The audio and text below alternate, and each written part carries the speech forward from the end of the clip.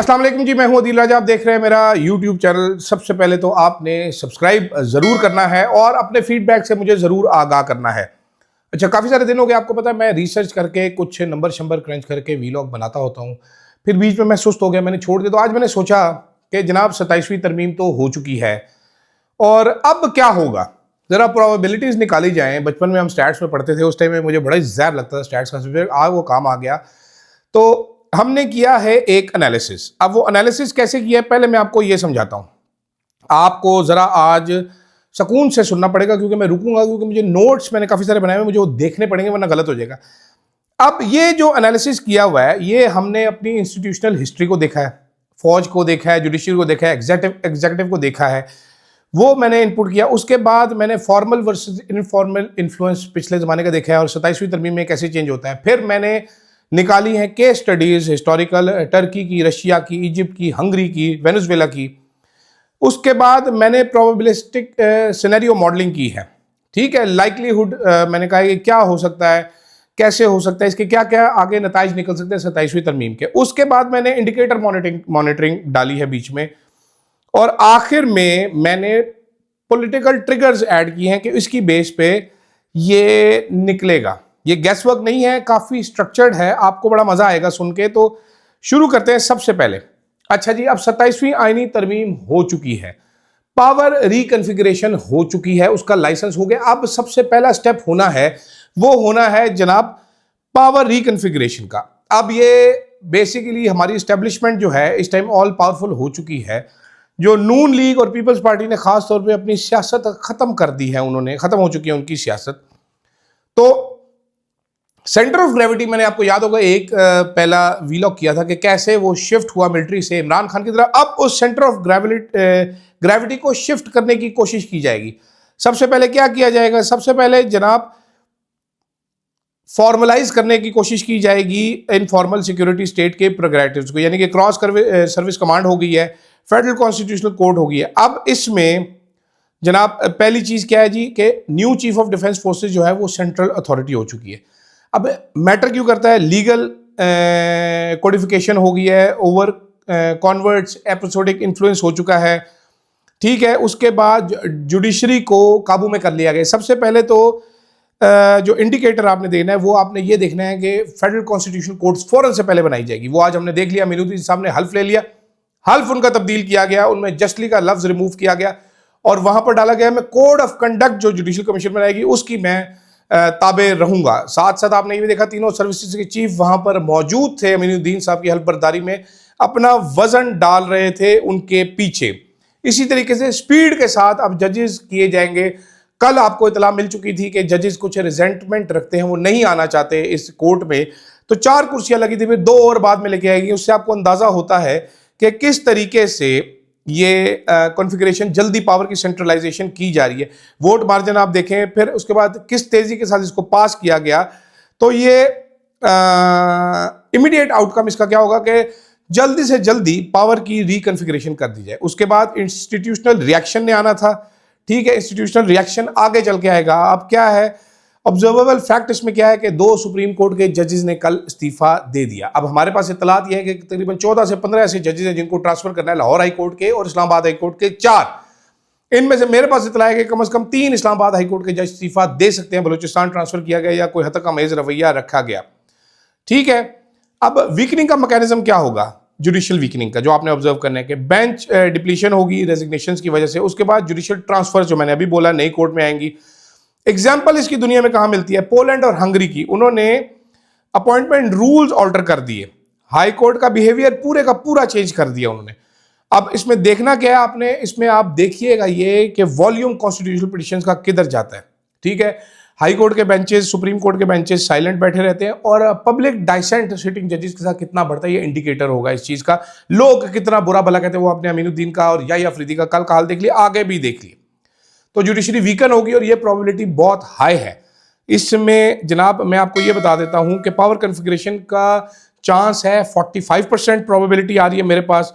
Judiciary 60% जो है 12 महीने के अंदर अंदर अभी से 60% मजीद कमजोर हो जाएगी। अभी इतनी कमजोर है अदलिया, 60% मजीद कमजोर होगी। अब आते हैं सियासतदानों की तरफ। सियासतदानों के हमारे पास 4 सिनेरियो बनते हैं। ठीक है, क्या करेंगे सियासतदान? 4 सिनेरियोज हैं। पहला है ऑथोरिटेरियन इनरिचमेंट होगी। 45% चांसेस इसके हैं कि एग्जीक्यूटिव जो है वो कोर्ट को फिल करेगा, स्टाफ करेगा, स्टफिंग करेगा, उसके बाद इम्यूनिटीज़ यूज़ करेगा अपनी, जो है एडमिनिस्ट्रेटिव मीन्स आएंगे कि ऑपोजिशन को दबाया जाए। ठीक है, उसके बाद आप देखेंगे ऑपोजिशन के साथ सख्त रवैया होगा, केसेस एकदम से चलाने शुरू किए क्योंकि कोर्ट अपना आ गया। उसके बाद जनाब कुछ पार्टियां जो हैं वो रजिस्ट करेंगी। कुछ पार्टीज़ मेरे पास जो मैं लिख रहा हूं कि कुछ पार्टीज़ रजिस्ट करेंगी। सियासी जो अपोजिशन है वो महदूद होती जाएगी। इंस्टीट्यूट रीशेप होंगे इसमें। उसके बाद जनाबे वाला हजूर वाला, एक सेकंड मैं मिस कर गया। ठीक है, सस्टेन्ड रेजिस्टेंस होगी। 30% चांसेस इसका है कि निगोशिएट करके कुछ के हमें थोड़ा बहुत बोलने दो, तो ये पॉलिटिकल स्टेलमेट का चांस होगा। ये 30% है। इससे पहले मैंने आपको बताया था कि अथॉरिटेरियन इनरिचमेंट का चांस है 45%। ठीक है, और ये रेजिस्टेंस जो होगी ये मास प्रोटेस्ट सूबों की तरफ से या इलीट नेगोशिएशंस की वजह से आपको नजर आएगा। आखिरी चीज़, तीसरी चीज़ क्या है? लीगल रिवर्सल, एक्सटर्नल लेवरेज आ जाए। ये आएगा 15%, यानी कि जो इंडिपेंडेंट जजेस हैं वो स्टे ऑर्डर दे दें, या मेजर डोनर जो है वो IMF वगैरह वो आके कह दें, या अमेरिका आके कह दे, तो उस तरीके से ये रिवर्सल हो सकता है, जो कि 15% चांस हैं। उसके बाद सिक्योरिटी इस्टेब्लिशमेंट में फिशर्स आ जाए, यानी कि आपसी अगर लड़ाई हो जाए, इंटरनल सर्विस डिस्प्यूट हो जाए, लीक्स होना शुरू हो जाए, रेजिग्नेशन आ जाए, इससे पब्लिक डिसएग्रीमेंट क्या उसका नाम है, इससे काफ़ी बड़ा चेंज आ सकता है। लेकिन इसकी प्रोबेबिलिटी बहुत कम है, सिर्फ 10% है। और ये ट्रिगर कैसे होगा? ये public disagreement from senior officers, ये हो रहा है ऑलरेडी लेकिन ट्रिगर नहीं हो रहा। रैपिड चेंज होगा इसका। उसके बाद अब हम ज़रा एक ब्रीफ में डालूँ, मैं लंबा नहीं करना चाहता क्योंकि ये काफ़ी थिक सर के ऊपर से गुजर जाने वाली चीज़ें मैं बड़ी सिंप्लीफाई करने की कोशिश कर रहा हूँ। केस स्टडीज़ हम करते हैं। टर्की 2016 से 2017 इमरजेंसी के बाद लीगल री इंजीनियरिंग की गई। उसके बाद प्रेसिडेंट अर्दगान साहब एक सिविल डिक्टेटर बन गए। ठीक है, इसमें रशिया 2020 में कॉन्स्टिट्यूशन को चेंज किया गया, उस टेक्स्ट को इस्तेमाल किया गया, टर्म्स और एनरिच पावर की गई। ठीक है, इसके बाद इजिप्ट मिलिट्री रिमूवल हुई, फिर नया कॉन्स्टिट्यूशन आया, फिर इंस्टीट्यूशनलाइज्ड मिलिट्री पावर दे दी गई कि ये आपके पास पावर्स हैं। हंगरी पोलैंड में कैप्चर ऑफ जुडिशरी किया गया, रेगुलेटरी बॉडीज किया गया, सारे का सारा। अब इसके बाद आगे आ जाते हैं। सिविल मिलिट्री रिलेशंस जो है अब वो फॉर्मलाइज हो जाएंगे। जो पहले जंग रहती थी वो नहीं, इसके चांसेस हैं 55%। उसकी वजह यह है कि 27th अमेंडमेंट ने जो इनफॉर्मल मिलिट्री की पावर थी उसको फॉर्मल अथॉरिटी में दे दिया है। अपॉइंटमेंट भी है, इम्यूनिटी भी है, जुरिस्डिक्शन भी दे दी है। ठीक है, तो इसकी वजह से ये आपको चिली के पोस्ट पिनोकेट कॉन्स्टिट्यूशनल अरेंजमेंट्स जो थे उन्होंने मिलिट्री रिवलेज दे दी एक इनसाइडर। और ये अब न्यू इंटर सर्विस कमांड जो बन रही है और आपके चीफ ऑफ डिफेंस फोर्सेस बन रहा है, तो इससे ही आपको पता चल जाएगा। अब आते हैं interesting, sorry, political parties. 3 survival strategies हैं। नंबर 1 है कि जनाब ये fragmentation versus adaptation, 40%, surrender 40%, adaptation 40%। Number 1 है स्प्लिट हो जाएंगे, ऑपोजिशन फ्रैक्चर हो जाएगा भाईजान। हार्डलाइनर्स और जो मॉडरेट्स, ये आप इंडिया की कांग्रेस की एग्जांपल ले सकते हैं इसमें 1969 में कि जनाब हार्डलाइनर साइड पे हो गए, पीटीआई को इसी तरीके से तोड़ने की कोशिश की थी। पॉइंट नंबर 2 जो है वो है सरेंडर। सम पार्टीज जो है वो अलाइन कर लेंगी पेट्रनेज के लिए, वो दोबारा टाउट बन जाएंगी। इसके चांसेस बड़े हाई हैं, 40% ये होगा। ये नून लीग और पीपल्स पार्टी ये रास्ता करेंगी। पॉइंट नंबर 3 जो है एडाप्टेशन। पार्टीज जो हैं वो इसी लीगल कॉन्स्ट्रेंट्स के अंदर वो काम करना वो कबूल कर लेंगी। पीपल्स पार्टी नाम की ऑपोजिशन होगी, 2-4 नारे मारेंगे लेकिन यस सर कहेंगे। तो जनाब स्प्लिट जो है वो 20% चांसेस हैं। सरेंडर 40% कर देंगे और एडॉप्ट 40% करेंगे। अब आते हैं इंटरेस्टिंग चीज की तरफ, वो है इमरान खान। इमरान खान की प्रोबेबिलिटी ऑफ सिंबॉलिक पॉलिटिक्स वो राइज करेगी 60%। मैं इस मॉडल में डाला, मैं खुद हैरान रह गया कि Imran Khan will rise, sorry 60 नहीं 70%। इमरान खान की जो लीगल रिस्ट्रिक्शंस हैं ये सिंबॉलिक एक आपको देगी, ऑर्गेनाइजेशनल कैपेसिटी जो है वो इरोड करता चला जाएगा इमरान खान।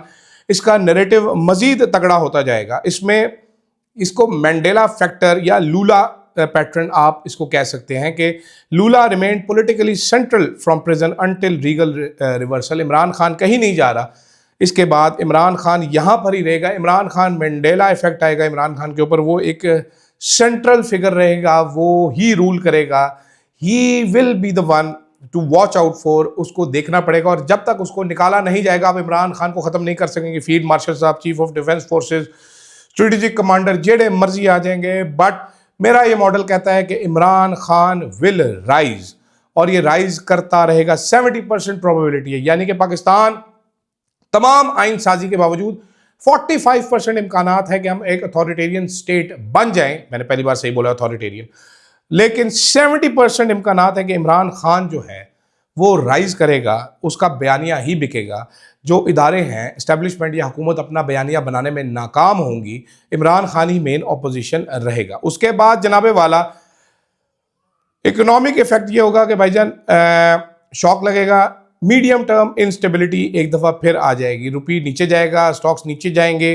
स्टॉक्स हमारे यहाँ पर जाली हैं तो उसको वो ही कहना है। शॉर्ट टर्म में कैपिटल फ्लाइट होगी, और मीडियम टर्म में एफडीआई कम होगी, और बोरिंग कास्ट हमें मजीद हाई करेगी। और ये आप इंडिकेटर्स का आपको नजर आ जाएंगे। मीडिया और इंफॉर्मेशन असाइनमेंट में क्या होगा, बेसिकली अब इसमें प्रोबेबिलिटी ऑफ बाइफर्केशन हाई है 70%, यानी कि जो रवायती मीडिया है हमारा वो सरेंडर करेगा, वो पहले ही कर चुका है। रेजिस्टेंस आएगा जनाब यूट्यूब से, ट्विटर से, एक्स से, पॉडकास्ट से। ग्लोबल पैरेलल आपने ड्रॉ करना है, ईरान, रशिया, टर्की की एग्जांपल्स आपके सामने।